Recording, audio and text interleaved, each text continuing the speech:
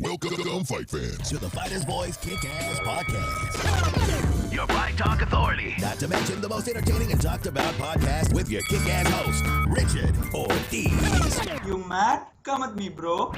And his loyal kick-ass co-host, Senor Cole Escovedo. Streaming live and worldwide.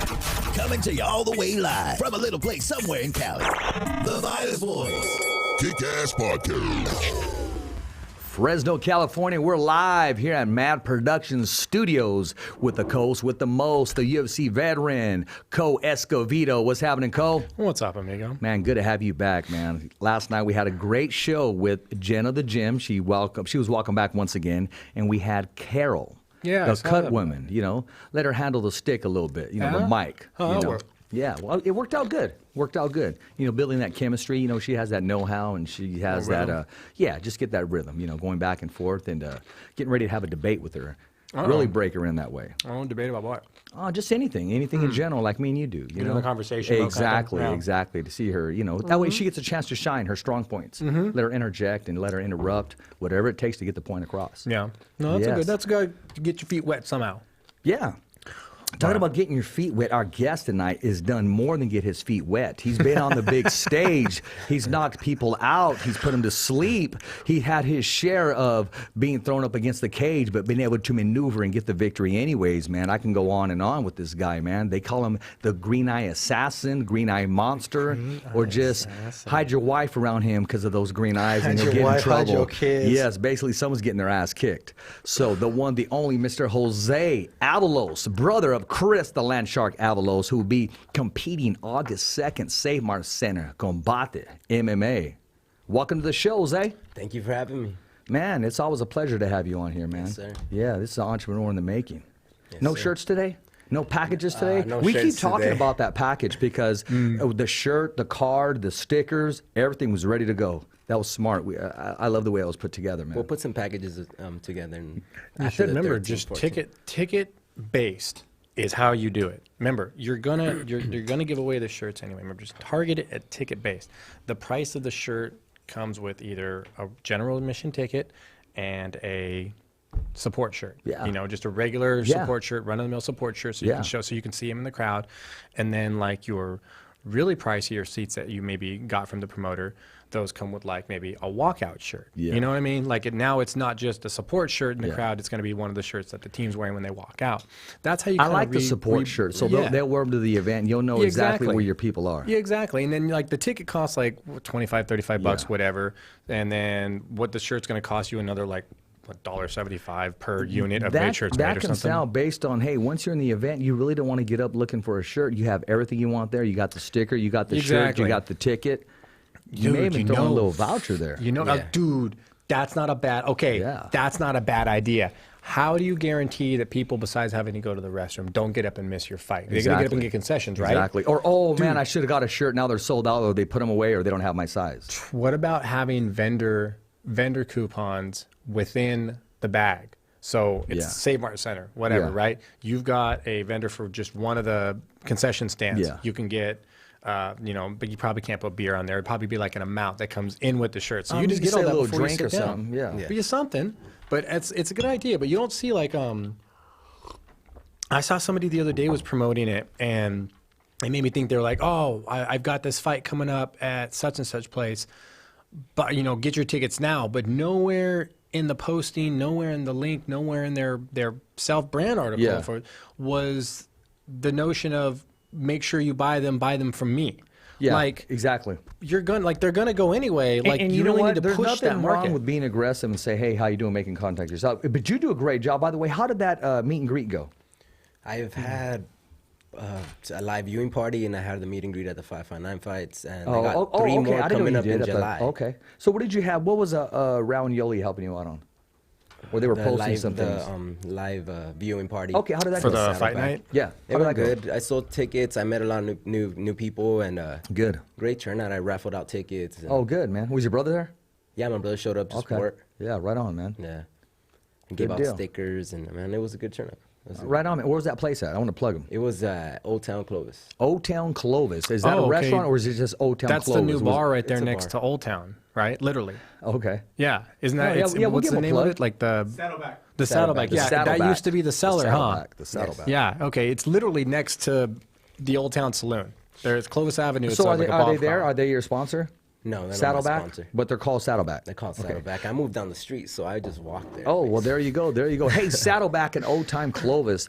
You will look real good right here, having your logo right here on the Fighter's Voice. I'm going to take this time to plug ourselves. If you're interested in becoming a sponsor for the Fighter's Voice, where we can sponsor you, for example, I'll do this right now. This next segment is sponsored by Snickers, the candy bar of champions. Hey, it worked for Andy Reese Jr., it can work for you. Now, we would do that for the sponsor. We'll bust your logo right there, and we will give you a segment. When I say give you a segment, the first 15 minutes, the last 15 minutes, the middle. We'll give you the whole show, and then we could talk numbers later. Hey, it's good to have your logo there. Have the fighter endorse it. We'll endorse it. Escovedo will endorse it. Mad Productions will endorse it. So get a hold of us. You got to hustle your muscle, man. Right. Right? I do like chocolate. You do like chocolate? Yeah, but this is my last one. Is it really? How many of those have you gone through, bro? Well, I mean, no. I mean, I endorse them, you know. Oh, you endorse them with Trying your to stomach? get that. No, I'm trying to get that. Trying to get that deal. Hashtag Snickers. At Hashtag Snickers. Snickers. Trying to get it. Oh, Call things man. if they're not as if they are. If you don't ask, you don't eat. No, and that's just it. If you don't believe. And if you don't believe, Why that's not me? number one. Why not me? There's where it starts. So let's talk about why not me, which is you. And a lot of viewers, they don't really know the whole story, how you got involved in MMA and where you are today, and what do you expect to do with your career. Let's start right from the beginning, man. How I mean, a wrestler in high school? Yeah. Just WWE as a kid and just fighting with my brother and, just my friend ended up inviting me. Did your dad wrestle or play any sports or anything? He was a soccer fanatic. He was a sergeant in the army in El Salvador. Okay. So I wanted to go to the Marine Corps, but that didn't quite work out for me. Things ended up leading me back to what I was good at, which is kind of wrestling, what my passion was. And I found a jiu-jitsu gym. And how did I get into wrestling was just I got invited by a friend, and I thought it was WWE. Oh, okay. He was like, wrestling after school. I was like, wrestling like WWE? He's like, just come. And I went in 7th grade, and in 8th grade I did the whole season and all through high school. And I got a scholarship for wrestling, and I didn't quite take it because I wanted to wrestle for the Marine Corps and get some, technical training and make my dad proud as well. And, things didn't go as planned. And, I ended up just finding a gym and ended up just sticking to what I loved. That's good to hear that. When I hear a kid, either a man or a woman say, I want to make my mom proud, or I want to make my dad proud. Yeah. I mean, those are throwbacks, man. I mean, you don't hear that anymore. A lot of them don't. They can care less what's going on, but to still hear that today, I mean, that's good stuff. Nah, all I know is I can imagine him walking into that wrestling room and just being very disappointed when he looked around and just saw... No Vince McMahon or nothing, right? Just didn't see anybody like... Where the hell's the Undertaker reaching at? for the ropes, didn't see anybody double leg kicking each other. He's like, what is this? Where's the Undertaker? The mats out, where's the Rock at? Those, in the cafeteria. Those days right there. When we went to high school, we used to have a rumor going around that there was like a boxing gym underneath the gymnasium. Like that was like one of the myths. Yeah. And they were like, coaches will take people down there and let them box. Like if they really have a problem. We're like, I've heard those stories too before. Right? It's like some mysterious boxing gym under the gym. It's like, dude, where the fuck? Well, it was just the wrestling room. You let them go in there, and if they had a dispute, coach would just say, okay, go handle it. Dude, football coaches used to be like that. Dude, football coach all day. Griffith was like that all the time. Because here's the thing: is his philosophy was if you're gonna fight with each other, do it, get it out of the way now, because I can't have you doing it when you're in battle. Like, come football game time, you can't have differences. I need you to block him. Like, I need you to block for him. And if you're at each other, you're not going to block with him for him. No, man. I can't have that. You need your go-to guy. Who blocks for you? Which means, who's your go-to guy? Who's your wingman? Who's your wingman? Who's your wingman? Somebody you could depend on. Your sparring partner, your friend, your motivator. We're going to war. If we're going to war, are you going to give him a call? Who's that guy? I'm gonna go spar right now, like after this. So I'm saying, who's your go-to guy? Man, usually, I don't know. Man, I train. Well, I got right one. now. I'll put him on blast. I called somebody right now. His name's Paulie Zondo. I'm gonna go hit him up right now. Well, I already hit him up. We scheduled for the day. We both got a fight coming up, so it's perfect. Yeah. He's a weight class under me. Who's your go-to guy? Yeah, we're gonna Cole? My go-to guy? If I really need some help, Gabe. I also got a mental coach and my that's my strength life. and conditioning coach, life mental go-to coach, guy. Jody Morgan. Okay. Yeah, I could call him at 4 in the morning and say, I could call him at 4 in the morning. Okay. And No just said. call him, and he'd Yeah. answer the phone and be like, "What'd you need?" Yeah. No, Stop. I mean, yeah, my friend Bill does that. I'll call him. And if you don't answer at 4 o'clock in the morning, he'll call in the morning. What's going on? What happened? Oh no, he'll answer. Well, there's times he won't, but there's times that he will. He could be getting head, and he'll answer while he's getting head. Because if I call him at 4 in the Yeah. morning, I clearly need something. Yeah. Maybe something happened with one of the kids. Yeah. Maybe there's an emergency. Maybe I'm in jail. He'll answer. Yeah. You know, I've had one other guy, I think, in life that like called hoping I would answer at like 2 in the morning because he needed to get out of jail. Yeah. I ended up at that guy's wedding. So, good people. Oh, no, You know? it's always good to have that go-to guy. Yeah. It's just, you got to, some people say they have them, and at the end of the day, you realize, would you do the same thing for them? Because at the Yeah. end of the day, they're willing to like, hey, dude, it's 4 in the morning. I need you to get a gun and come over. He has kids. Yeah. You know what I mean? Yeah. And as selfish as it sounds sometimes, he knows that if I'm asking him, I need it. Yeah. You know what I mean? Because I wouldn't ask him if it wasn't 100%. So you always have a go-to guy. Like, at the end of the day, go-to guy. No, you got to have a go-to guy, man. KP, who's your go-to guy? Your hand Yeah. doesn't count. Oh, my gosh. Chinese secret. Come on. There you Wow. go. There you go. There you go. Is that even, okay, There does you that go. even fall into the Hey, racist Gina category? Lopez said, cool show, guys. Hey, thanks for viewing, Gina Man. Lopez. Thanks for viewing, Gina. Dude, Yeah. speaking of go-to, And Sophia, what's up? Thanks for viewing. What's up, Sophia? Thanks for viewing. that King of the Cage thing. Yeah. Oh, let's talk about that. Dude. I wanted to get Jose's take also. Could you imagine you're I busting don't your know butt? what's going You're- on you're- with the oh, King of the Cage. I've been focused on my fight. Man. oh, that's what I'm talking about right there. You see that All right right. there? Okay. I'm off, man. Let me paint a scenario for you. It's bounce I like back. that. It's I like bounce that. back. See, I started last year off a loss, and I bounced back twice. I won back to back. Oh, here we go again. You know. Let's It's paint on. a scenario Back for to you back. then. It's Okay? on. Let's paint Paint a it. scenario. Paint it. Okay. You're fighting, what, August 2nd is the next one or In whatever? about 30 days out. Yeah, okay. So you're a couple weeks out, maybe 2 weeks out, Yeah. and Sean Shelby calls you. Says, hey, Jose, we got a last minute opening. Luke Howe and Jason, House and all those guys are always talking about you because your name's always coming up for their shows and stuff. We need a guy last minute, Colorado card, whatever. Doesn't matter. Yeah. You interested? Obviously, the answer is going to be yes. No questions. No, just, yeah, how much? What do I sign? What fax number do you need? You go to your promoter that you've got a fight coming up for. Hey, I got to talk. I got UFC called me. Sean Shelby wants me to take a fight. It's like a week after your guys' card. I've got to pull myself out. I'm trying to give you as much notice as possible. No.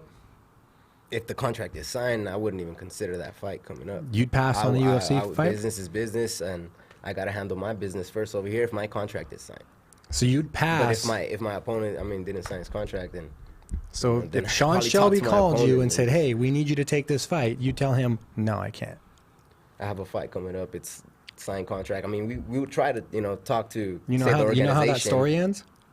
Yeah, obviously there's Yeah. probably not another chance, Yeah. right? Exactly. That's what I'm Yeah, saying is man, that but story ends with Sean going, it's cool, all we lo- have your number. I guess it's all loyalty. Because you got to remember, you know? remember, no matter how much loyalty you have to, contract this, contract that, at the end of the day, your loyalty should be higher to you and those who you're trying to provide for by signing that contract. Yes. Remember, that's where it should lie. I understand loyalty. Look, I signed a contract. I'm gonna fight for you. You told this guy I'm gonna fight him. I'm down. Let's go. Let's do it. But the opportunity to do better for the people that is the whole reason you're even doing it Yes. should take priority over your loyalty to, and this is where the scenario comes up, to loyalty to somebody who would leave you in the gutter. Who gave me the first opportunity? He just but I would happened- at the obviously end of try the and day- talk my way out of it. I'll try and go talk to the main guy. But here's the thing, obviously, now, but- let's say you do. Jose, we'd be arguing. If I was your agent, if I was your freaking your PR person, if I was your advisor, we'd be arguing right now, Yeah. and say, "Do you know what you're doing right now? Yeah, then get me out of it." Why?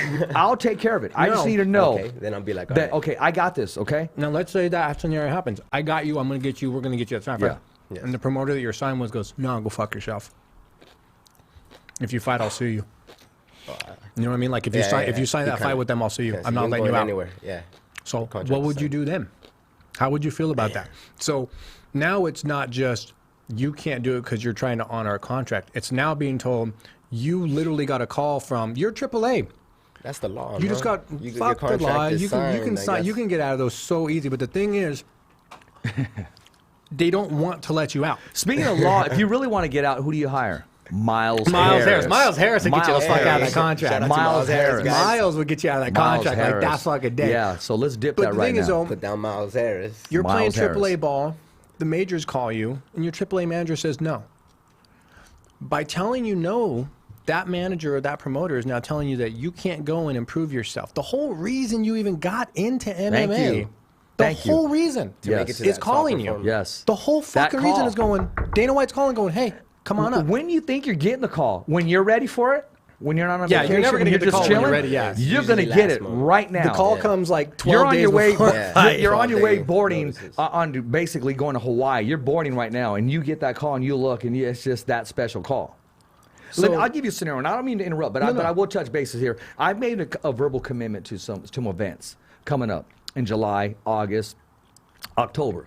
If I get that call from PBC, if I get that call from Top Rank, if I get that call from Golden Boy, that is a no-brainer. Yes. And I would think that the ones that I sign with and get a verbal agreement would be happy for me. Because they're and sending said, somebody to you the know show." What? Go. You started with me. You started on my promotion, and now you're there. Now you're going to turn around and say, hey, guess who was here? And now they're there.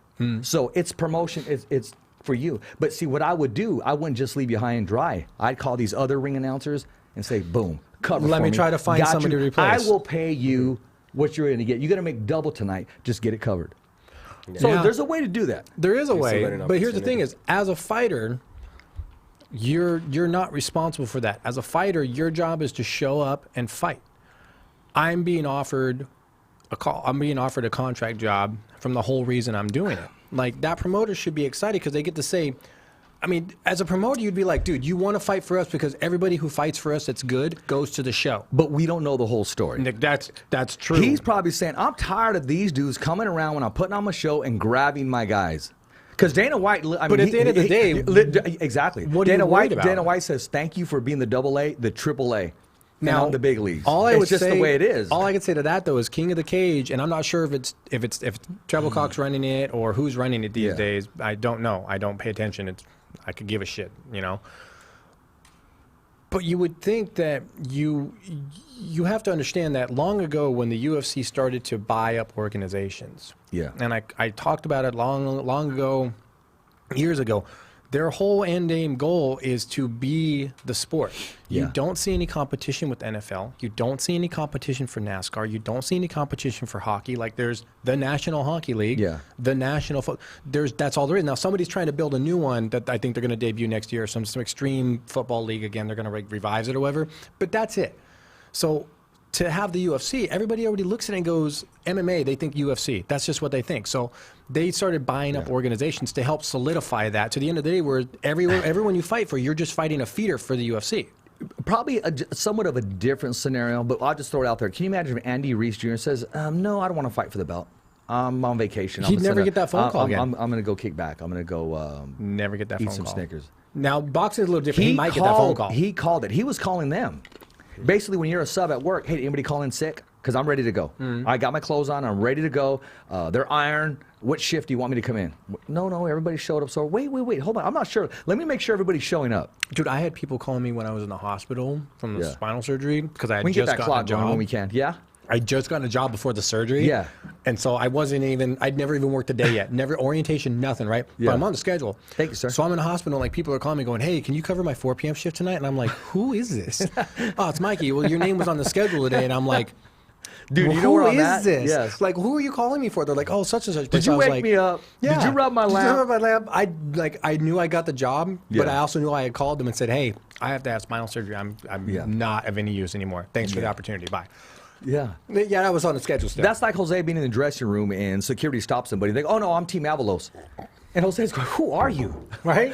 Do I know you? I know you. Because there's people that'll say that. They'll sit right in front of you and they'll say, oh, yeah, me and Jose, I know him really well. Jose Avalos, man, I'm with him. I'm a sparring partner. And you're like, dude, who are you? Yeah. I mean, there's dudes Oh, like I've that, had man. dudes told me they trained with me 4 fights. With me, to me. Oh, yeah, I heard and I'm that like, story. I was like, you did what? Yeah. I was like, yeah, dude, I helped Cole get ready for the Faber fight. And I was like, no shit. You helped him get ready for that? Fuck, that's awesome.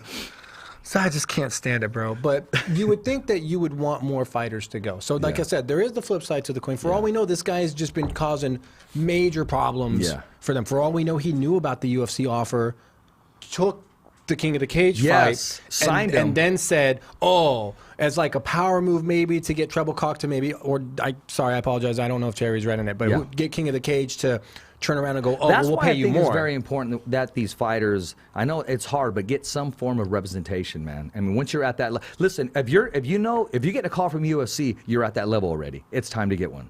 Well, now see, here's the thing that's funny about that. If I were to do it all over again, I wouldn't get one.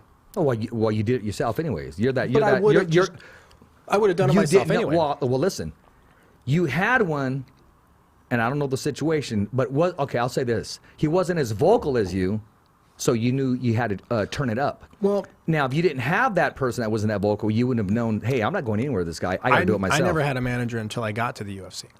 And like I said, if I could do it again, I wouldn't even have one then. Because the reality of it is they negotiate you like a multi-fight contract, and then that's set in stone. The opponents will no longer dictate what your pay will be. It'll be a scale. And then after that, they don't really do much. Maybe some sponsorships here and there. Yeah. But the whole purpose of a manager, and most managers can probably maybe disagree or agree with this, is that their negotiating power and ability to negotiate a good contract for you comes from how many fighters they have with that organization and the tier position those fighters are in. Yeah. If I'm managing John fucking Jones and I've got Jose that I want to get in, I guarantee you Jose is probably going to get a lot better than the next guy at the same weight class with the same fucking record that we just picked up, because my guy isn't being managed by both of them. You know what I mean? So Yeah. that's where their power comes in, is they can come and go, look, I've got A, B, C, D. When I add this other guy to it, since we've had such a good relationship in the past, and most guys I bring you do well for you and make you money and shows and views and stuff, let's get this guy this pay. You know what I mean? Like he's worth this. He's sold on me. But after that, if you know your worth and you understand your worth exactly. logically, Interview good, they are going to go after you. Somewhere down the line, you need someone to handle paperwork when you're asleep. You need someone to handle paperwork when you're in training. You need somebody handling paperwork while you're inside the cage. There needs to be somebody on your team. But that's whether just you one want more them or person not. with their hand out for your money, though. Well, you know when you are fully capable of doing it all on your It own. has to be exactly. But you can't be at two places at one time. That's just the way it is. Now, unless you're Jose, because Jose's everywhere. The dude freaking works, construction, busts his butt, then goes to training, then makes time for the fighter's voice, the only voice that matters, simply knocking out the competition, kicking everybody in the ass, just like Jose. It reminds me of Evangelista Brothers. Yeah, I can see that. Jorge used to fight, and then he'd leave to go to work. He drove a forklift in by Sawyer Hanford or something. Well, check this out. There was, I won't say the event or where it was. There was a guy, he won by knockout. So I'm getting ready to interview his opponent, right? That guy, he won by stoppage. Just interview his opponent. He put up a good fight until then. He goes, hey, bro, I can't. I go, okay. He goes, yeah, I got to go back to work. I'm like, what the freak? That's rough. Yeah. He goes, yeah, they covered for me. For a fight, they covered for him. The boss wouldn't give him the day off to fight. That's a little different right there, man. At the end of the day, if I were a promoter and I had a guy that was fighting, I would say probably the same thing. I'd probably say, just be back by this time, man. Yeah. Like, this is your job, that's not. And at that point in your career, when you're balancing both, fighting isn't your job yet. You get what I'm saying? And a lot of people are like, oh, no, fighting is my job. If you're doing work and fighting to keep the balance, the job is the job. You got to sometimes you have to be like, the priority has to be job. That's your consistent income. Fighting has to, there's going to be a point where that decision will be made, that fight will come along. You'll get paid enough that you can afford to take maybe 3 months off work and still pay your bills and go, I'm going to struggle really hard and we're going to get this fight. Yeah. But until then, like at one point, that flexibility, that flexibility you have, and Jose, you're in a different situation. You guys own your own business, right? You guys work for you got your own a business. We work for someone. Contract. Oh, you do, but they're pretty lenient in knowing when training is. Yeah, they'll give me like the last 2 weeks off for myself. How is training camp going right now? It's going good. No injuries. We're good. Just 2 months. 2 months in, man. I feel great, and everything's going great. Yeah, I let a lot of trying new things, and it's. I let a from once know you're going to be on the show. No, my brother be patting me up after work right there outside. Oh yeah? Oh, that's what's Before up, man. we take off on our trucks, so it's like that's just extra work. Me and my brother. Yeah. You pop his truck yet? He got a truck. Yeah, he got a Dodge. Okay, nice that's what's up. Because I remember you were talking about that. And then after this Combate fight, I bought myself a truck. So now I have a car. Now I'm able to travel. There you go, man. Cross train and stuff. So that's very important that you get that other look of that other sparring, those different looks. Yeah. It's vital. It's if you're if you're not cross training, you're not helping yourself. Yeah. There's nothing wrong with it. It can't hurt. You know, if you show up, if your fear is like saying, oh, I don't want to show up at gym and everybody wants to shark on me, well, then you're going to the wrong gym. Yeah. Like you go to gyms with people you know, because at the end of the day, if you know the coach or you know one of the fighters, they will welcome you. But if you just go into some gym where you don't really know anybody, dude, you're gonna get sharked the fuck out. What's your weight? I fight at 135. Oh man. You know what? Hey, when you're okay, I'm gonna let you take care of your business, and then there's this young kid I want you to meet. I want you to roll with him, okay? Okay. Okay. Yeah, he was on the show. Remember the kid that was on the show? He was gonna go down and spar with Soto. So they're going next Monday. The boxer that dabbles in a little bit of the rest of it. Yeah. And his opponent pulled out, and he was the market, and he was the one selling the tickets and so forth. Yeah. But I'll let you concentrate on your fight. But yeah, we'll hook that up, man. Got some sparring after this, like I'm saying. I'm looking forward to that. It's been. Now, what's your take on sparring? What is it? It's a lot of volume, man. It's just gas yourself out and take it to that point of dragging. You know. How hard do you go? If you had to gauge it on a scale of 1 to 10. 10 being fight level hard. Like throwing those big bombs, I would say. Well, fight level would be like you throw it to try to crack him, and if you crack him in the first round of that sparring session, he goes wobbly, then you get the rest of that round. That's like Mayweather Silva bomb. Yeah, we don't do that. Exactly. It's like about that's like five. Mayweather 5. Hey, let me say hello to this guy. Oh no, he hung up. So okay. But that's what I'm going to say. That was Don McGuire. What's up, Don? One of the changes that everybody's been making lately is that you get a lot of the guys, your Chris Liebens, your Robbie Lawlers, a lot of the guys that are later in the game. If they could go back and say, we would have tiered back on the sparring hard, we would have dialed it back a little bit, their careers would have been maybe longer. You know that was different. Not everybody agrees when I say we're knocking out the competition. Well, what happened? It's okay. It's okay. I just had to throw that in there. Yeah. But that's okay. What are you knocking them out with? What we do. It's what we do. It's what we bring. It's the platform we give. It's the opportunity to be heard, a voice to be heard, a continued voice, a consistency voice. And I like to think that the voice keeps getting better and better and better and better, stronger and stronger and more experienced. Yes, sir. It's so experienced. It'll be going down to Hollywood this Wednesday and covering the media day for Manny Pacquiao. Oh yeah, I heard about that. He's got another one coming up, huh? Yeah. So we're gonna head down there. Me and KP and knock that out. What is he? 39, 40? I was gonna say he's got to be like 40, 41. Well, I want to say 35, 32 because he's no, because he's moving. I mean, he's agile. And like every fighter says, this is my strongest training camp. His speed has not went anywhere. Yeah. I mean, he's looking great. But now, and when they say this has been my hardest training camp, you got to remember, as they get older, my best. How much harder do you have to train to stay at that? He's been doing a lot of cardio that I've noticed. Yeah. Completely a lot of cardio. So he's looking for punches and bunches. That's what he does. Yeah. Volume. Must be what's a volume level? 150 punches plus per round? Oh, sometimes more.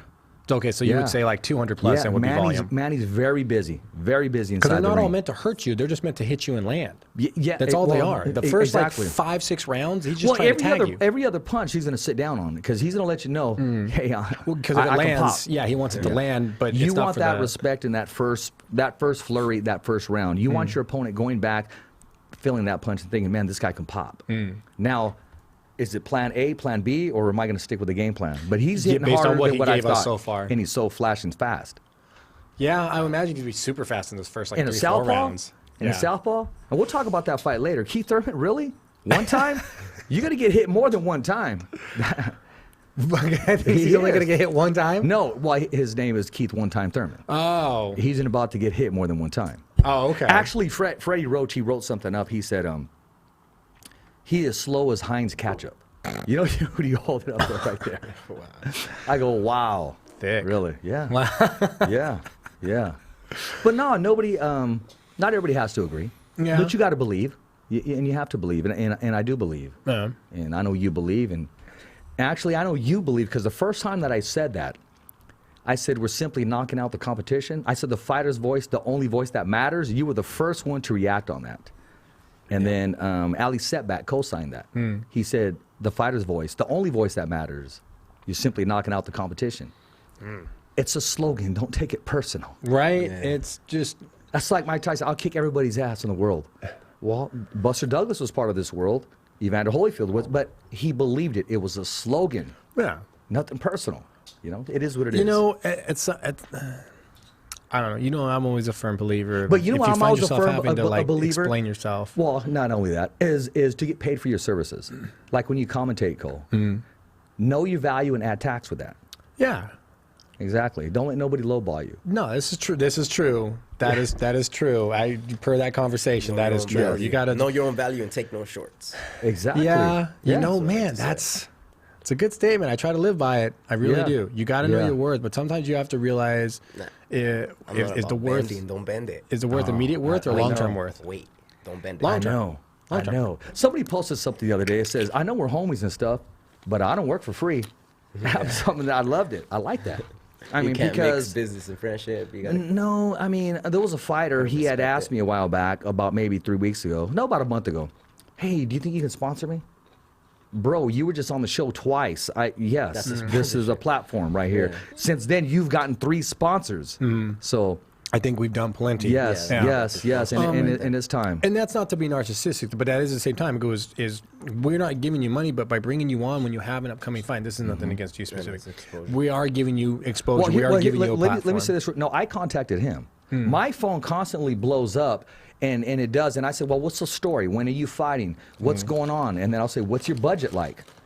I contacted him. I've been contacting him. I go after the ones that I know that I'm in return. I try to give back, give them an opportunity. You know, they've got upcoming fights. Yes, they're absolutely. active. They're worth branding. They're worth marketing. They're doing something. It's all about, like, what would Jesus say? Help those who help themselves. It's the good concept of it is as long as you put in effort yourself, someone will help you along the way. Somebody else will put in effort in you. But you have to be the one putting in the most effort first. Well, you do, and I believe you keep grinding, and you'll get that call. But there's no king of the cage that's going to stop. What are you eating right here? Okay, hey, let me see this. Let me see one of these right here. Let them know. Bobby Salazar's. Big shout out for Bobby Salazar's. Thanks for the salsa. Plenty of salsa right here. I love it. Enjoy it. But you know what I can see right here? Bobby Salazar's salsa. It'll knock you out, just like the fighter's voice. It's good. Boom. It's spicy. It's Knock got out. some kick, too. When you say salsa, it reminds you of that one song with Eminem. He goes, my salsa. Yeah, hey, I know what I was going to ask you. Did you post your video yet? Which one? With the spinning kick? The bottle cap challenge? No, I'm just like, You're good? I don't have time for that. Like, I gotta, That's what I I'm don't got talking time about to play right around now. like that. That's what I'm talking I don't about. got time to play around. This is 30 days, and we taking it super serious, you know? There you go. This is like, nah. Now, where do you find your peak point? How far out do you peak? What do you mean? There's a point where you peak. You're going to be as in shape and as ready for that fight. There's like a 3 to 4 day span, kind of 2-3 day span where you're peaking for like a week, I guess. Maybe you peak, and that's you already where know you're going to get your most cardio. That's where you want to have fight week. Some guys, they start the peak process like 10 days out. Some of them do it 2 weeks out. Some of them do it like the week of. Everyone's different. It's just a point where you feel your cardio and everything is at the peak to where it's going to be for that camp. Because you don't always want to keep getting better in a camp. Fight camp is not the time to get better at whatever it is you're doing. Fight camp is the time to get as much shape as you can so you can go for all as many rounds and get a game plan down and just run the repetition on that while keeping your cardio and conditioning and all that stuff up. But you're not trying to get better as a fighter. So everyone's got that peak spot. You know, getting better is for in between fights. When do I peak? Man, I like to say.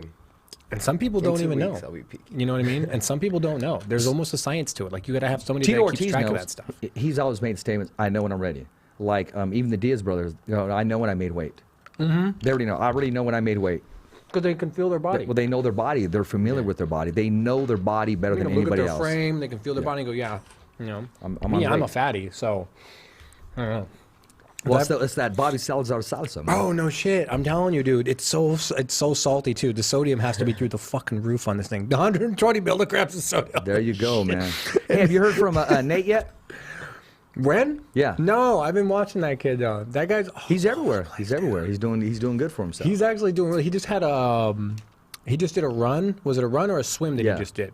The guy's always doing something, but he just went on like a run or a swim. One of the two. I ran into him in L.A. at the did you? hotel. Did you smile? Did you smile? I was just going to go get something. No, in the did car. he smile? Did he smile? He never smiles. No, he didn't smile. He doesn't smile. Sometimes I wonder if it hurts. You know what he said? He said it's overrated. He actually invited me to train at one of Cron Gracie's gyms. We exchanged numbers, but I texted him at 8 o'clock. He didn't reply, so I hit up my boy Cruz, and I got some working with him. All right, there you go. That's we it, man. talked about that before, about smiles being Overrated? Yeah. If you see him, tell him I said hello, man. I haven't talked to him in a while. Yeah? Yeah. Maybe he's dodging it, dude. Come on, yeah, I think he is. Camacho Jr. told me he's mad at me. He goes, yeah, Ren's mad at you, man. Oh, what'd you do? Oh, man, I don't want to be on Ren's bad list. What'd you do? I don't know. I kind of have an idea, but I'm not too sure. I kind of have an idea. I'm not too sure. I'm not too sure, man. So talking about peaking, man, you know you're going to push your body. I mean, it's just, what, 3 weeks away? Yes. About 3 weeks away, yeah. Then it's time to turn it up. Oh, yeah. What do you know about your opponent? Have you met him? Do you know anything about him? He beat me to it. Oh, my bad. His name? Oh, that's all you know is his name? That's it. That's all I Okay. need to know. Well, that's all you need to know. Yeah, because I'm looking straight through him. Like this fight is like versus me, you know. And it's my friend passed away, so this fight is like. Oh, okay. You got an extra inspiration, and you're pushing through that. There's a calling in that cage. Okay. No, exactly. You know, I respect that big time. I'm not playing around, you know. That's why I'm not playing around. I respect it. I respect your due to that camp. last loss, you know. There's no playing around. You know, let's talk. Okay, I'll talk about it briefly. You were in that fight. You had control of that fight. Yeah. And we've talked about that. Bad mistake. We talked about that. I tried to go under the leg, or the other one I sliced straight through. But he's no slouch. Yeah, and he rolls with a bunch of animals. Oh, man, that leg. I thought I cleared it, but he threw it back over and. Yeah, man, no. And my mistake, I was defending, but I decided to let go and pound, see if I can, get out of it or whatever. And he took my arm, and at that moment, I should have picked him up and slammed him. I should have done something. I should have stepped over his head and, stepped around and just kind of crushed him. Stepped up and crushed him. Cole was calling that fight. Man, I don't know what was going on, man. I shouldn't have been in that cage that day, but like I said, it paid off, you know. Yeah. It paid off. Like I was in an injury. I shouldn't have took the fight, but I was already 2 months in. So tickets were sold. Yeah. Meet and greet sponsors were paid, and I was like, man, I got to go through with it, with or without this leg, and while the show must go on. I was winning. I won the whole first round. Second round, technical mistake. I got the takedown, I like what I'm hearing because you're eager to get back in that cage and prove something. Nobody has seen me perform, really. Yeah. I've been holding back so much. Well, it's time to let loose, man. Like Campbell for Combate, now they see me shadow boxing. They see me throwing all my weapons out there. All the fancy ones, the stuff I wouldn't throw in there. They see me throwing it, and they were like, wow. They actually announced it and said, like, we actually seen him throwing all those fancy stuff, but he's not using it when it counts. Yeah. And it's like, there's still a lot. I mean, I'm still growing as a martial artist. This is barely like my 5th fight as a pro. Yeah. It's easy to forget that you have those tools sometimes. Like, I'll do it playing a video game sometimes. Like, I'll go through a whole match and I'll die going, fuck, dude, I had like 5 grenades on me. Like, why did I try to shoot out with that guy when I should have just mortared him? I had like 6 grenades. I should have just started lobbing grenades and moved position.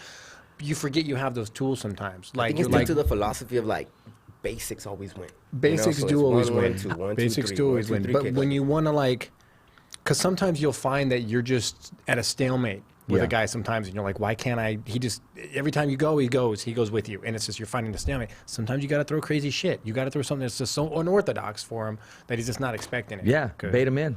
Bait him in, Exactly. something like that. I still have a lot to show. Is it a No, one? I believe you do. Is it one fight? Is it for this next one? One fight contract, or is it a multi-deal? No, one fight contract. One fight. Okay. So how are they treating you, man? They're treating me good. Yeah? Combate's treating me really, really good. Yeah. So I say that because I know they run a great organization. Fromowitz, he got it. He has his stuff together, man, and ride it out, man. I mean, they're everywhere. They are everywhere, and they're doing the it. way I feel like is like when Spider-Man, the beginning of the movie, when he's wearing that mask and he's fighting in the cage, and it's like a whack ass mask. And then this is the Tobey Maguire Spider-Man, by the way. We're in Okay. and all of a sudden we're at the Save-Mart Center, and it's like now you're wearing that the real Spider-Man suit, and that's how that's it feels it. like fighting in the So casino. how did it feel walking in there, in the Save-Mart Center? I could picture it like it's nothing new now. I think this second time around it shouldn't be like a whoa, Yeah. all these yellow shirts, Yeah. Oh yeah, Wow. I remember that. Yeah, I remember that. Now I could picture it. I could picture it, everything. I had footage of everything my brother's recording, so I could rewatch it and I could refeel the energy. And I mean, I don't have to worry about all that now. It's what's gonna happen in the cage and where my mindset needs to be. Yeah. So who's in your corner? Who works your corner? I'm gonna have Mike Moreno, Ralph Alvarado, and Jody Morgan in my corner. Okay. Straight to conditioning coach, Muay Thai coach, Jiu-Jitsu coach. And who's been your sparring partners leading up to this camp? Ralph Alvarado and Paul Elizondo, and a lot of grapplers from Deep Throne. Okay. Yeah. Yeah, Mike teaches a class Sounds like over you got there. it going over there. Yeah. What's that? Oh, yeah. Mike teaches a class over there. Yeah. That makes sense. But he's probably most of the guys from the Kings Canyon location, huh? Yes. Yeah. Clovis, sir. Yeah. Who's some of the guys that have been helping you out? Who's your sponsors? Right now we got Rio Acai, we got JCA labor contracting, and we got Brown Legal. Those are my main sponsors. Those are your right main now. sponsors right now? We still got like another week to go before I close it up. Yeah, then it's a yeah, wrap. that's it. Then it's a wrap. Well, so what do they get on the shirt? Yes. Or They is get on it? the shorts. They get on the shirt. They get on the banner. They get on my. They get on the meeting. So if they're interested, they want to put their logo on there. They want to sponsor you. They want to be on the shirt or the shorts. How do they get a hold of you? What do they do? Let everybody know. They could add me on Instagram or at Alejandro Avalos 135, or they could email me at stillmatic91@gmail.com.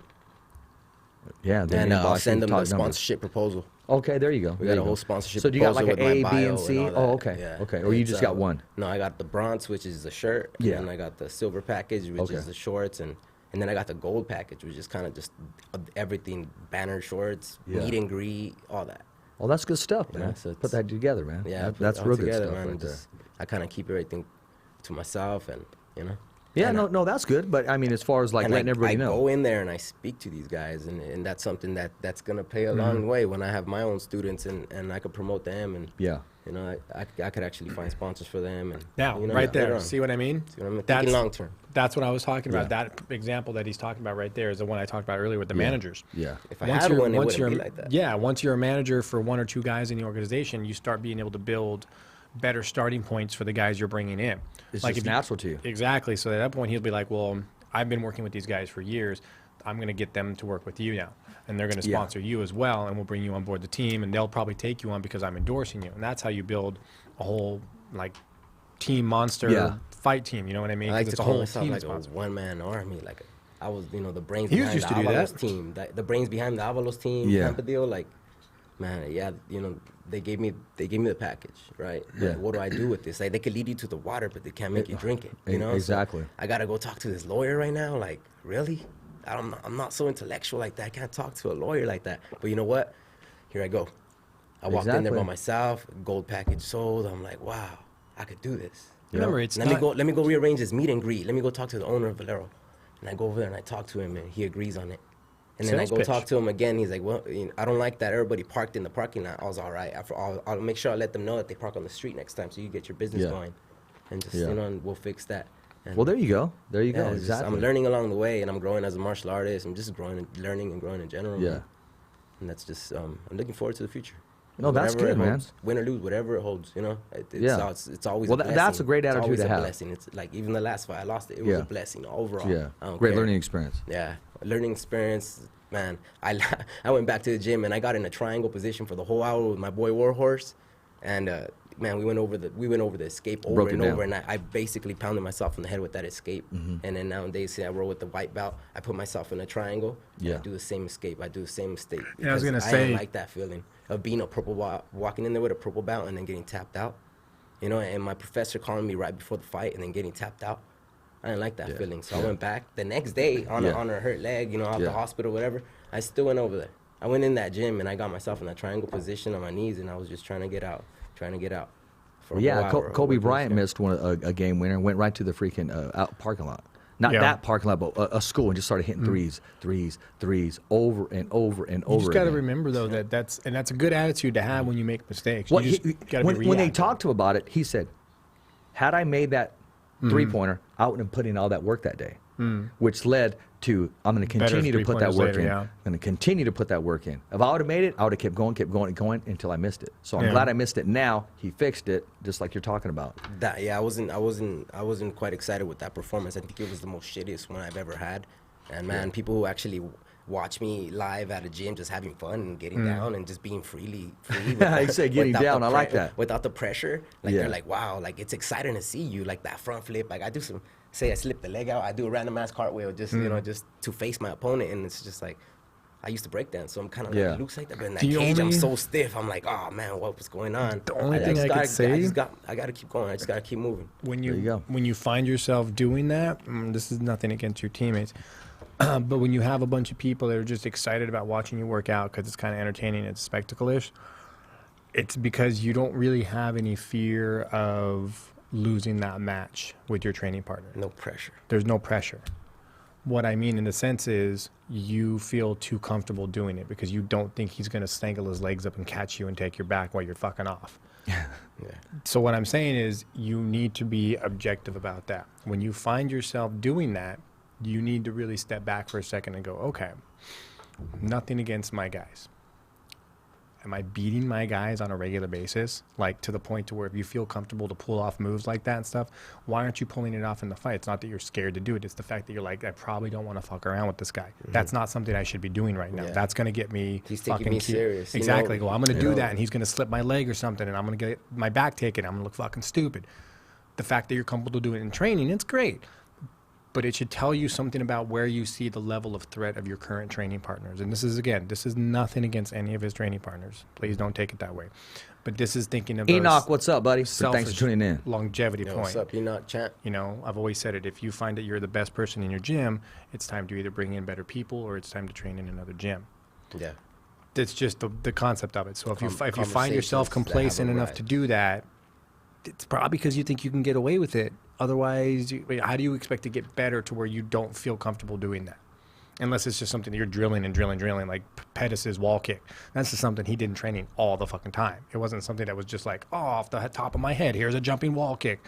He'd practiced that, and it was just, he saw the opening, his body saw the opening for it and went for it, and it happened to be there. It's been there in practice, but he drilled it. So it wasn't crazy. But, I mean, unless you're doing that stuff regularly, and it'll take you doing it and him chopping your arm out and you falling on your shoulder and him taking your back before you realize, I fucking shouldn't have been doing that.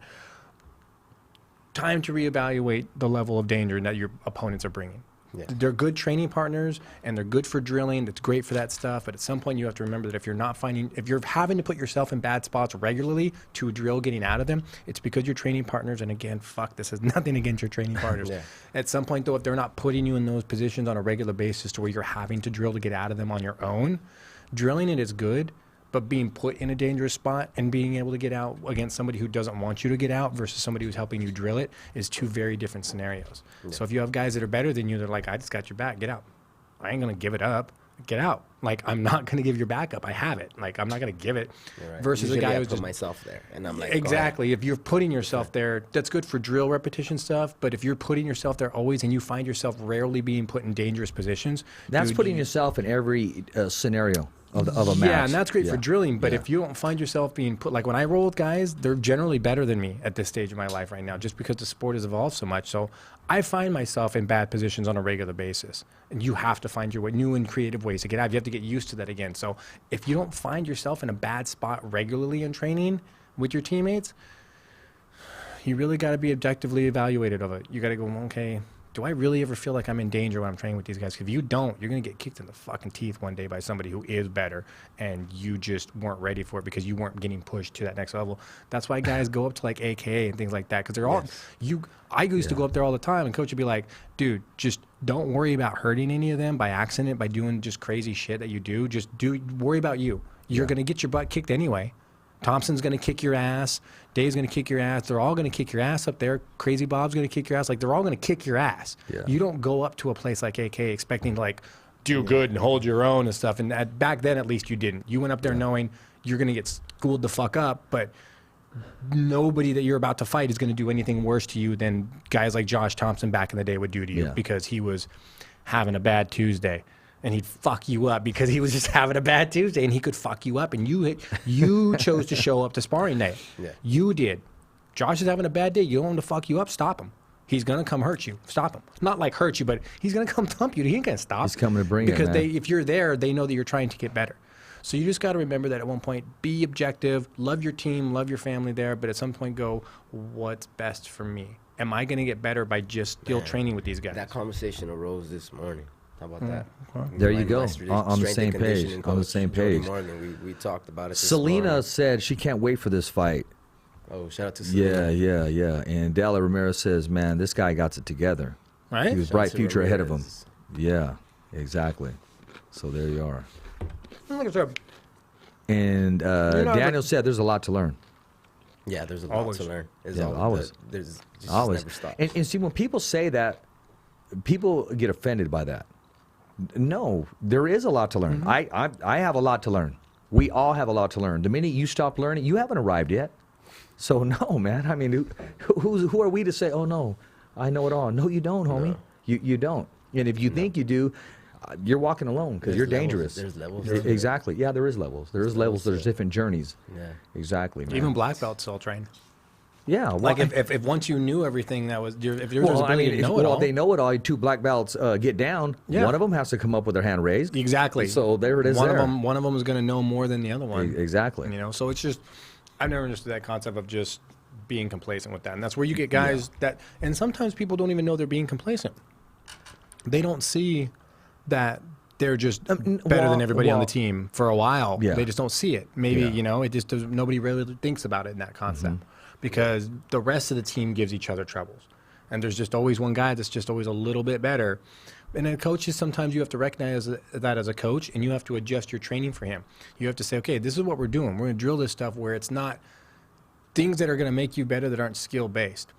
Drilling, specific scenario drilling, just repetition of guys just round robining on you. Every single round you're going to get, and like, you know what I mean? Like 10-minute round, every 2 minutes you're getting a new guy. I got 5 guys you're going to run through. It's 10-minute round, every 2 minutes fresh guy. You're going to get a different angle, a different look every 2 minutes, which that is where, because even if you're better than them, and if you're better than all of them, after like maybe the first round robin of that, you're going to be tired. Yeah, you're dragging. And then the next one, you're going to have to really start adjusting your game based on your energy level where they're fresh and they could just put pressure on you. A guy that you're better that you're more tired than, is a dangerous guy to go against, especially when he knows what he's doing, but just might not be where you're at. That's a dangerous guy to have on you, especially for training. That's where you'll get a little more survival reaction training, a little more survival scenario type training. But at the end of the day, got to be objective, especially like you were saying, strength and conditioning coaches. Sometimes it's not even your fight team guys. Yeah. It's where you think you just like, dude, the last 2 fights, I don't feel like my win's getting better. I don't feel like I'm getting stronger. Like I had really felt that guy was stronger than me. You have to really evaluate and put people's personal feelings aside and be like, what am I going to do to get better here? This right here, this is from a UFC vet. This ain't from no dude just freaking chilling, eating a burrito saying, yeah, you should have hit him, man. No, that's a real talk, right? Well, I'll watch that fight and be like, you should have stood up. Yeah. But it comes from the comments come from a knowledge of 10 plus decade of where realistically in any other job I'd be a professional master as far as doing one thing over and over like that. So when I do make comments like that when I'm commentating, I don't want people to ever look at it and go, oh, well, that's just his opinion. Well, no, it's because 9 times out of 10, when you do stand up there, you're going to get out. Like, that's the whole point. That's why it's there. It's not just my opinion. It's my experience-based suggestion to the scenario. And anybody would disagree, then I'd say, okay, cool, but you disagree. Why? Wow, he could just punch him. Okay. Allow me to elaborate my side. Or that comment said, oh, that was me. I would have just hit him.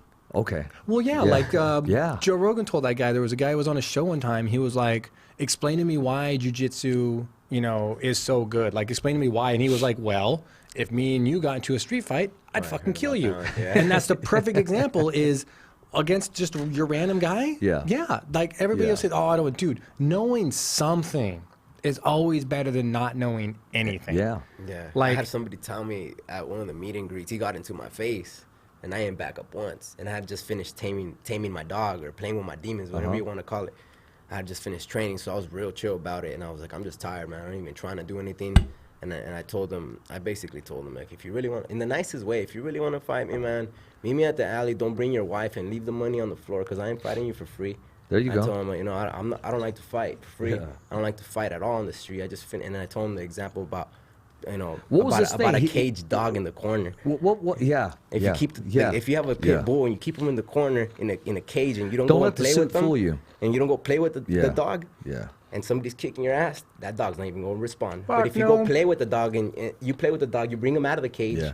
and somebody's trying to kick your ass, that dog's going to respond. I'm glad you brought that up. Do you get that a lot? Yeah, You get but that? Hey, something that's that my- fool. That's that. Hey, so what's up? This dude ain't that dad, bad, or before I just, started wrestling, Yeah. and I asked my dad. I still ask my dad for permission. Hey, Dad, can I stay after school for wrestling? Mm-hmm. He goes, yeah, but if the condition in this condition that you do not use what you learn, you have to back down first. You have to say, I'm sorry, man, or I'm bad. I don't want to fight. I don't want no problems. Yeah. And if they push you, my dad said, if they put hands on you, he goes, you let them have it. There you and go. so I take that to this. Now I got all these martial arts skills. Yeah. It's stacked avoidance up, of and so- conflict until self-preservation Yeah, is I mean, disturbed. Yeah, and it's just I take it with. So There this was just two this was guys- just yeah, recently? This was like last Friday or so. What was the whole deal? Man, his wife came up to me and asked, There you go. "What's going Enough on? said. What's going on Enough here? said. What's going on here?" And I was like, "Oh, this guy's gonna have a fight as well as me." It was, Yeah. There was somebody else's meet and greet. Enough said. Yeah, and then he came up all crazy and like, "Oh, I'm a wrestler from the '80s," and I'm just like, "Oh yeah."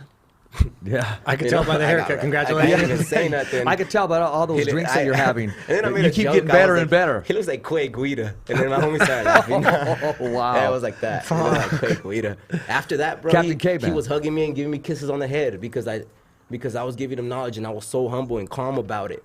And I was just like after I was just giving him knowledge. And another guy told me like, I'm a piece of shit because I work in the sun, I work in the oil fields. And I'm like, really? Don't be saying you're a piece of shit in front of me. I told him, sounds you're like not you a have piece a of hard shit. I work go, ethic. I just finished working in the sun. I was in the roof. Yeah. I go, am I a piece of shit? I go, I don't consider myself one, so don't consider yourself one. Yeah. Like, look at this tan. And he came up to fight me. So when I flipped it on him and I told him, don't be calling yourself a piece of shit, and I motivated him. You inspired him. You want to come get a drink? Yeah. It throws them what? off. Yeah, because they give you this energy and they want you to reciprocate it, Yeah. and you're like, Yeah. nah, I know what you're doing. Because, Yeah. I mean, you fight every day. You run into these guys who are angry in the gym and stuff, and you kind of like, oh, this guy's having a bad day. Art Hernandez I'm is gonna play watching. Art, leave a defense. comment, my man. Yo, what's up, Art? I'll see you later tonight. Yeah. At Hellos. There you go. But right there. it does happen, and you'll come across that a lot in careers. People Jacob like, Jeff, you're just- watching. Hey, man. Jacob When Jeff. to get you on the show, Jacob? Come on, my man. Me and Jacob were talking about that like a week ago, and I was like, dude, Get just him hit on up the Rich. show. I just Get told him him on the show. flat out told him, hit Get up Rich. him on the show. And I have. I reached out to him. He go, yeah, I'll go down there one of these days. Jacob Jeff, we got to have you on the show, You my know, man. if he really needs us to come down and do it at the big board table he has, Let's go and, do it. You know, we have to come Yeah. down there. We'll come Yeah. to him. Yeah. We'll come to you, Jacob. Yeah. We'll come He you puts know. his coffee right there and it says long meeting. That's what I'm or, saying, Or he'll yeah. say, I love my job. Yeah, Or can you feel the energy? You know, that type of stuff. All positive there's a stuff. hashtag he puts on it. Yeah. Sam Rothstein. Yeah. That's what it is. The Sam Rothstein life or whatever. Like that's a really big money name thing. So Yeah. we'll come to him. I know he's busy. Yeah. He's a Hey, busy Land guy. Shark said, what's up? What's there you up, go. There Land you go. Shark? There you go. Yeah. He said, what's up? Dude, that's what we need. We need like a silhouette of you doing that on the back of your shirts. That's what we need to add to it. Yeah. Hands There like you go. this Yeah. with like shark eyes or something. There you go. It's There gonna you get go. done. On Soft land. top. You know what I mean? On land. But the Yeah. land, you know, you can. It looks like kind of like an octagon shaped size. You know what I mean? Cage in the back. A cage that looks kind of like waves, you know, from a shark. Something slash like cage. that, yeah. White gi pants with the belt hanging, no shirt. Like, They've got Oh, gi there you pants. go, there They've you got go. gi pants with like the stuff like built And the on side it. of your ribs right there, the openings, you know, of the shark right there, you know, Oh, yeah, something the like fins that. still. Yeah. The gills or oh, whatever. the gills. Yeah, Yeah, yeah. Yeah, you could have. I could see a shirt like that with like the gills on it and stuff. And then when these dudes want to fight, you just get a old tortilla and throw it at them like a frisbee, and it'll cut them in the neck. You know what I mean? So then the shark could go eat the blood. You know what I mean? tortilla my flying God. on the side of Yeah, the a tortilla. What is it? A UFO flying? No, it's a tortilla, a man. My pupusa. tia made them. You know what I mean? pupusa. 'Cause we Salvadorian. There you. Oh yeah, there you go. There you go. Same thing, man. You guys lost Same me thing. at killer He's like, what is a tortilla. pupusa? No, well, Cole knows. You just said I'll just take some bread and some peanut butter. Pretty much, dude. Bread and peanut butter's bomb. No, it is bomb. I ate that in best. Vegas, man. Yeah. I've been Sometimes staying you away- have to. I've been No, staying you away got a from small breads, budget. man.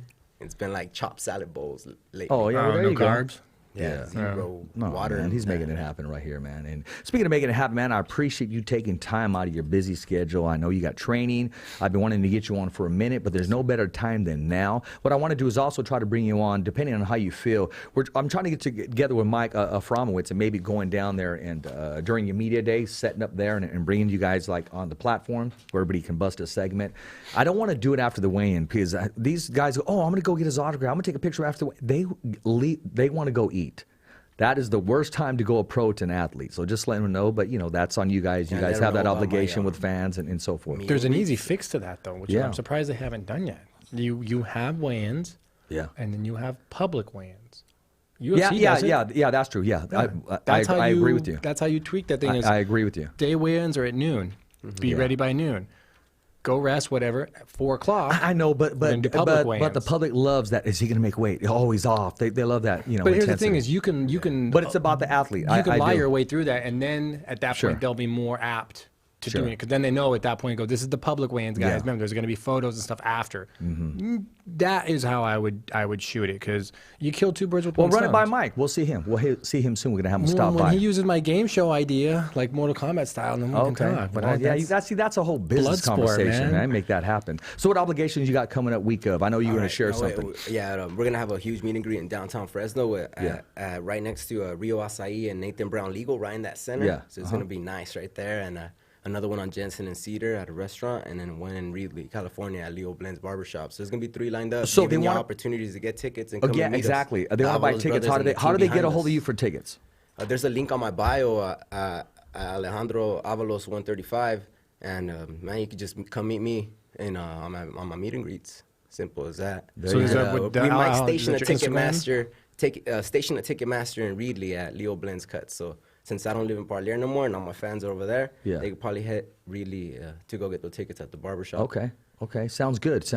Hey, the next, just real quick, I'm gonna let you stay focused. But the next 209 beatdown, I helped them out. Man, I want to bring on some VIP seats. Have you and your brother sit down there and we'll introduce you guys inside the cage. Just some PR work right there. Yeah. Hey, real quick, man. What do we got this weekend, real quick, before we leave? I want to say it's UFC 239. We've got Jones. Yes. Jones is fighting. He's fighting. What's that cat's name? Santos. Yeah. Is it Santos? Power puncher. Yeah, dude. Yeah. So, but I don't know. Again, I haven't really heard of the guy too much. They're kind of running out of opponents for Jones. Like it's hard. Power puncher. That all goes out the window once he's on his back. But go ahead. Go ahead. Yeah, it kind of does go all out the window.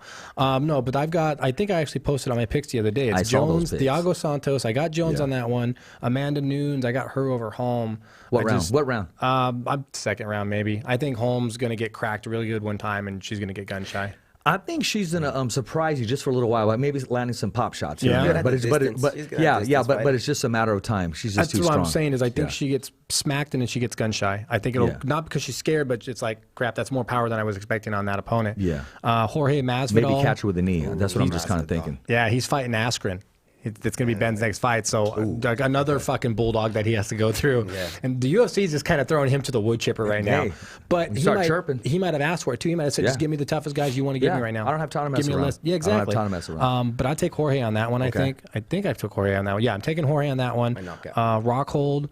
Yeah, I'm taking Masvidal by knockout on that one. And then I got Rockhold over Blachowicz just because I think Rockhold's good enough and has learned from his mistakes and his immaturity about it, I think. And then everyone's looking at me weird when I picked this one. I picked Sanchez over Chisla.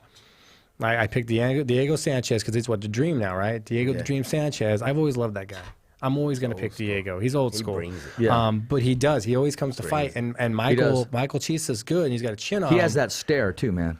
Just like that mad little kid, you took his candy away. But it's a life experience. Like I think the amount of fights he's had and the amount of career time he's had with the UFC. So he's had because here's you get guys that have had long careers, and guys that have had short careers.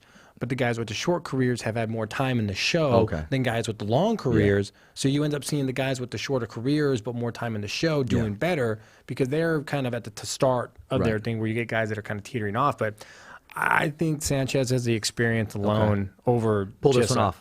I say second round submission maybe by Diego. I think Chisla might maybe trade with them and either have the advantage or not and then go to the ground and get caught. There you are. So those are your picks. Those are my picks. I actually post them up. I'll post them up again, but I've got a whole graphics for it and everything that I'll. So you agree with those picks and anything that you disagree with? You? No. Avalos, no. Well, I will agree with say, all those. I will say this. I'm looking forward to 2 strikers, and I'm talking about the 2 women right there. I think Holly's gonna pop shop early and catch her with a few She's things. long, she got kicks. And she's not gonna stand right in front of her because that's exactly what she wants. Stay toe to toe with me, but she's gonna give her some lateral movement. And if she creates the distance she wants, look for some kicks to land. Yeah. If she baits her in, look for a knee. Yeah. I'm just telling you. It's Yeah, just, circle but her. it's just a matter of time because she is a whole different animal when she hits you. Yeah. That looping over the top right hand, that's Mike Tyson But with power that shorter in a chip. opponent, I think she's going to eat an overhand right. And Okay, well, we shall see, man. I'm looking for a good fight. Yeah, Saturday. I'm looking for a good fight. Hey, and if you don't agree with Cole, he's going to be posting his picks. Let him know what you think. Don't start posting after and say, yeah, I told you so, because, come on, there's no justification in that. Hey, the Fighter's Voice Kickass Podcast, the Fighter's Voice, the only voice that matters. We're simply knocking out the competition. The only voice that matters. The only fighter in MMA right here that moved from parlor that matters. The only co-host with the most that matters, Escovedo, Mad Production Studios. We got a great show coming up. Stay tuned in here. What show do we got coming up? What's it called? The Super what? Supermax Nation. The Supermax Station? Supermax. Supermax Station. Supermax Nation, right? Supermax Nation. Guys, tune in, watch it. Subscribe to it. Supermax Nation. I mean, the guy's a politician. He knows what he's talking about. He's a wrestler. He'll still kick your ass with politics and on the mat, just letting you know. We got to have him on the show soon. We got to have him on the show soon, right? Hey, as always, everything that comes out of my mouth, every breath that I take, everything is dedicated to my son. Richie, I love you with all my heart. It's a wrap here. Thumbs up for Richie. Okay, fight fans, it's not goodbye, but until next week. Remember. It's always voiceography at its finest. So on behalf of Richard Ortiz, Cole Escovedo, the special guests, and all the crew right here at the Kickass Podcast, saying hasta luego, babies. And always, thanks for listening.